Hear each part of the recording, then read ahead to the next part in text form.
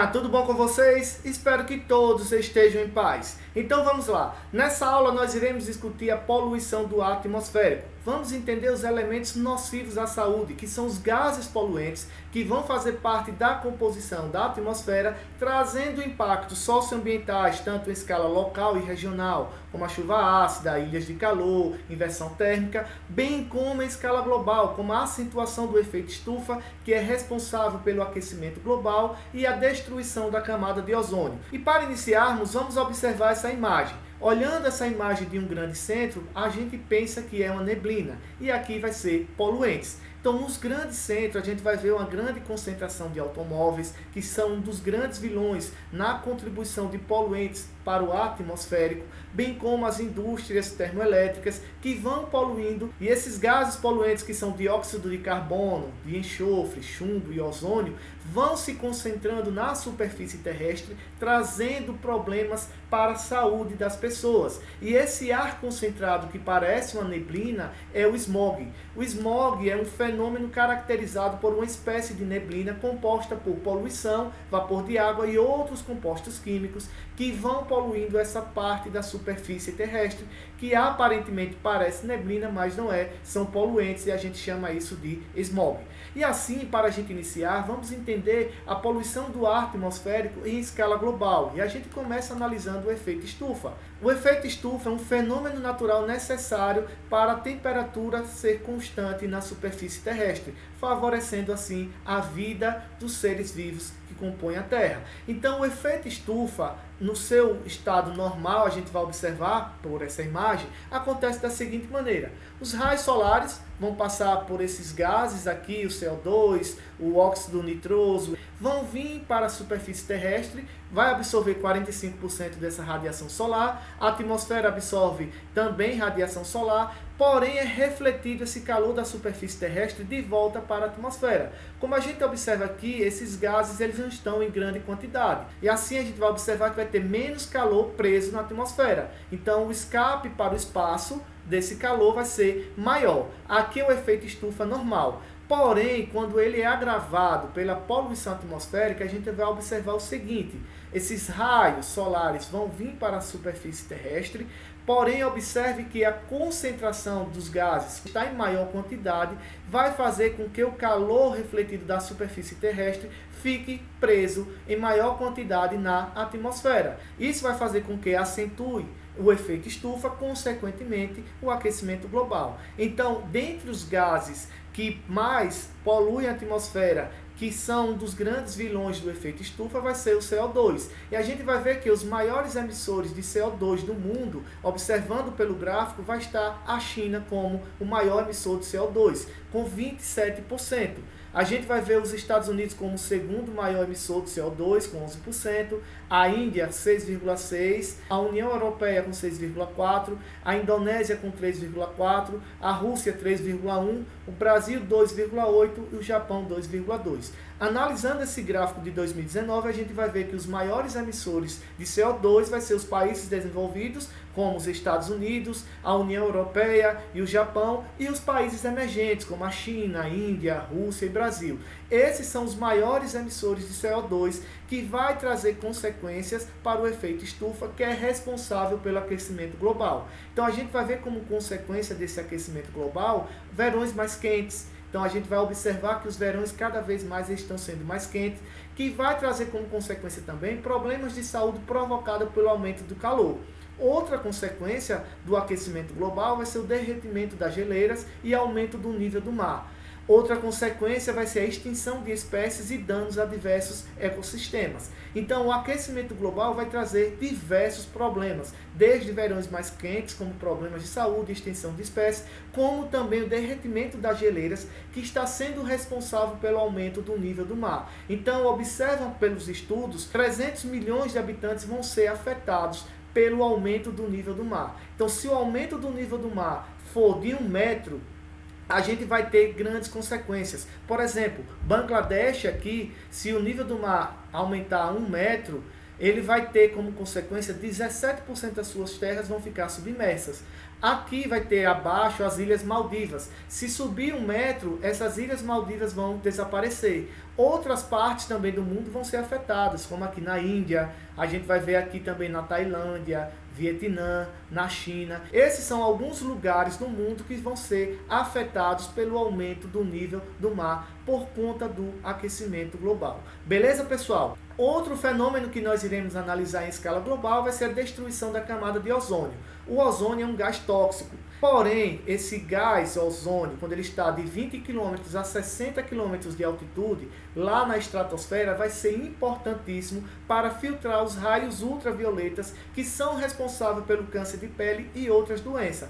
A destruição da camada de ozônio ela vai ocorrer por conta dos clorofluorcarbonetos, o CF6.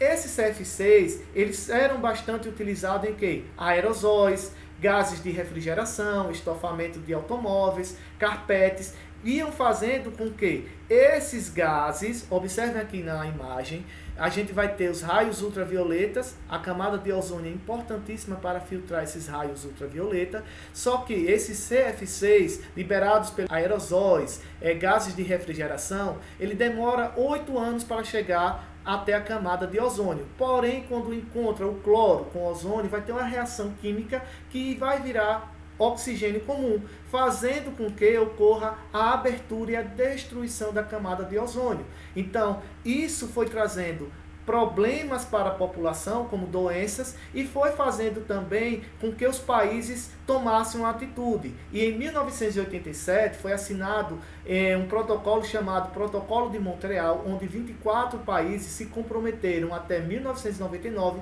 reduzir 50% a produção do CF6. Então essa discussão foi se ampliando pelo agravamento da destruição da camada de ozônio e outros países foram aderindo ao Protocolo de Montreal e assim observa-se que desde 1999 não se produz mais o CF6, que são responsáveis pela destruição da camada de ozônio. Beleza, pessoal? Outro fenômeno que nós iremos analisar de poluição do ar atmosférico vai ser a inversão térmica. A inversão térmica é um fenômeno que ocorre naturalmente em vários lugares da superfície terrestre. Como é que ocorre a circulação do ar? Eu vou trazer aqui um fluxo normal. O ar frio ele vai estar sempre nas áreas mais elevadas da atmosfera. Então esse ar frio ele é pesado, denso, ele vai descer. Quando ele chega próximo à superfície terrestre, ele vai se aquecer, esse ar vai ficar dilatado e leve e vai subir. Então no fluxo normal acontece o seguinte, o ar frio desce, aquece e vai subir. E ele fica fazendo esse movimento vertical. Porém, no inverno e no outono, a superfície terrestre em alguns lugares vai ficar mais fria. E esse fluxo normal vai ser comprometido. E assim a gente vai ter a inversão térmica. Por quê? Esse ar frio que desce, quando ele chega nesse período de inverno e outono, a superfície vai estar mais fria. Então, em vez de aquecer, ele vai ficar preso aqui, esse ar frio, e o ar quente vai estar acima, fazendo com que ocorra essa inversão térmica. E nos grandes centros urbanos, que tem um alto grau de poluição, a poluição vai ficar retida aqui na superfície terrestre, acentuando aquele fenômeno que eu falei, que é o smog. Beleza, pessoal? Outro fenômeno que nós iremos analisar vai ser a chuva ácida. A água da chuva por si só ela é ácida, por conta da diluição do CO2. Porém, essa acidez ela começa a ser acentuada por conta de outros gases, como o ácido sulfúrico, o dióxido de enxofre, entre outros gases que vão tornando essa água mais ácida. E a primeira vez que foi descrita a chuva ácida foi em 1872 por Robert Smith. Ele era químico e climatologista e ele observou em Manchester que ocorria a oxidação de peças de metal dos prédios e monumentos da cidade. E assim ele começou a estudar e observou que estava ocorrendo um fenômeno chamado chuva ácida por conta da poluição do ar atmosférico. Então essa chuva ácida, observa aqui por essa imagem, ela ocorre da seguinte maneira. A gente observa aqui as indústrias, que são grandes emissoras de gases poluentes, a gente vai ver diversos gases que vão se misturando aqui na atmosfera e quando vai ocorrer a chuva, eles vão estar diluídos na água, formando a chuva ácida, que vai fazer a oxidação de peças de metais, de prédios, monumentos de cidade, entre outros elementos de metais. Também vai afetar áreas como essas áreas de vegetação, como também as águas no entorno dessas regiões. E a gente vai ver que essa chuva ácida ela ocorre mais em locais onde tem uma grande concentração de indústria. Observando aqui esse mapa, Nova York, aqui na Europa, aqui na China, são locais que mais emitem gases poluentes para a atmosfera e assim são áreas que têm a chuva ácida. Outro fenômeno que nós iremos analisar serão as ilhas de calor. A ilha de calor vai ser o aumento da temperatura, ou seja, as médias térmicas nos grandes centros urbanos. Ou seja, essas médias térmicas são altas nas áreas centrais.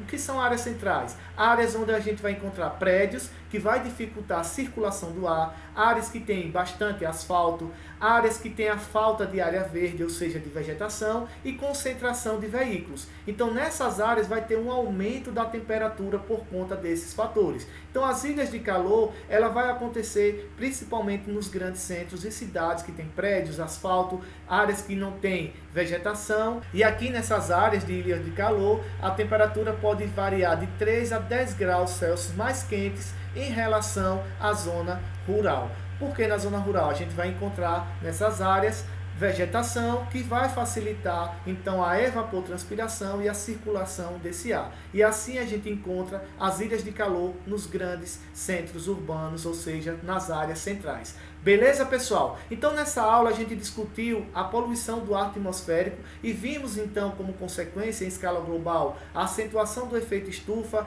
que vai fazer com que ocorra o aquecimento global, bem como a destruição da camada de ozônio, como também em escala local e regional, que a gente viu as ilhas de calor, a inversão térmica e as chuvas ácidas. Desse modo, galerinha, utilizem a aula, leiam os textos, fiquem em paz e um abraço a todos.